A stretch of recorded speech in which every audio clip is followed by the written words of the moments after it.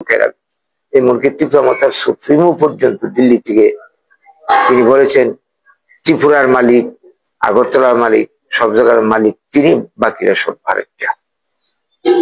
তো এরপরে থেকে আমরা দেখলাম কি তার দলের লোকেরা বিভিন্ন জায়গাতে বিশ্রাম বস থেকে শুরু করে অশ্রাব্য ভাষায় গালিগালাজ, এই যে আন্দোলন আমরা করে যাচ্ছি, আমরা লক্ষ্য করছি দেশভাগের পর প্রতিশ্রুতি তো পূরণ হয়নি, উল্টো ত্রিপুরা সহ উত্তর পূর্বাঞ্চলের বিভিন্ন রাজ্যে একের পর এক বাঙালি বিরোধী আইন পাশ হয়ে চলছে।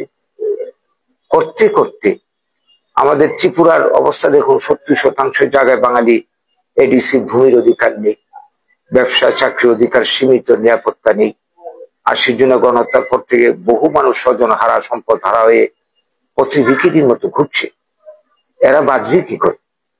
ত্রিপুরা ছেড়ে কোথাও যাওয়ার কোনো উপায় নেই। একই অবস্থা চলছে আসামের মুখে। তো এখানে আমাদের দাবি সংবিধান মোতাবেক, প্রতিশ্রুতি মোতাবেক তাদের পুনর্বাসন, ভূমির অধিকার দেওয়া হোক। এখন নতুন করে উপজাতি ভিত্তিক রাজনৈতিক দল মথা যে স্লোগান তুলছে সৃষ্টির পর থেকেই এরা বলছে গো ব্যাক বাংলাদেশ। এখন অনুপ্রবেশ একটা সমস্যা নতুন করে দেখা দিয়েছে, এটা ইদানিংকার ঘটনা, কিন্তু এই স্লোগানটা অনেক আগে। তো এই প্রেক্ষিতে সেদিনের মিটিংয়ে আমাদের মিটিংয়ে সারা ত্রিপুরা এবং ত্রিপুরার বাইরেও কিছু লোক উপস্থিত ছিল। তাদের মধ্যে কে একজন ত্রিপুরার মালিককে বলে স্লোগান দিয়েছে, এইটুকুই। এর আগে পিছিয়ে এই ধরনের স্লোগান আমাদের এখানে কোনোদিন হয়। এইটাকে কেন্দ্র করে পরবর্তী সময় আমরা দেখলাম মথার লোকেরা, এমনকি ত্রিপুরা মাতার সুপ্রিমো পর্যন্ত দিল্লি থেকে তিনি বলেছেন ত্রিপুরার মালিক, আগরতলার মালিক, সব জায়গার মালিক তিনি, বাকিরা সব ভারতীয়।